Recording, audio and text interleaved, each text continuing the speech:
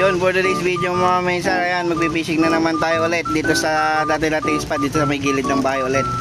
So ang target natin dito ay arroyo, pang ulam-ulam na naman, para kahit pa paano is makalibre.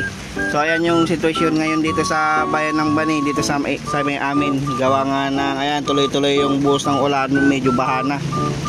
Ayan o, mataas na yung tubig. So try natin kung may mahuli tayo, pang ulam din.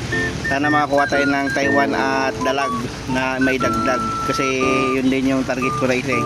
So nakapaghuli na din tayo ng pamain natin. Ayan o. So pasintabi po sa mga kumakain dyan mga minsan. So naglagay na din ako ng payong. Ayan o. Ito. Yan. Gawa nga ng baka mabasa yung cellphone natin na pinagbibideo natin.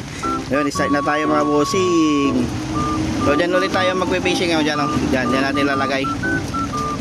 Ayun mga bossing, first step natin. Ayan o. Magpain naman na tayo eh. Sana may mapadaway tayong Taiwan at dalag. So ang alam ko, arroyo din lang yung magugutom dyan. Maunang kukuha. So tatakpan kasi ng kahoy yung ano natin, yan o. Yung pamain natin, ay yung patabaw natin, ayun o.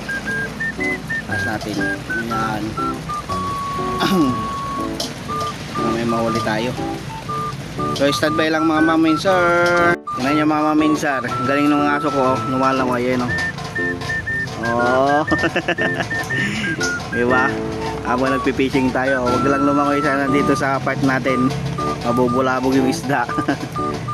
Oh, ayun na siya oh. Hey, apakaangas. Yun mga minsan, kape muna tayo habang naghihintay, wala pa naman tayong huli. Ayan oh. Yung mga bossing, kape muna tayo, pampainit ng tiyan sa malamig na panahon. Wow! Ayun mga minsan, yan dawin na oh. Ayan oh. Oy, first catch natin, tilapyang tunay. Ayan mga bossing.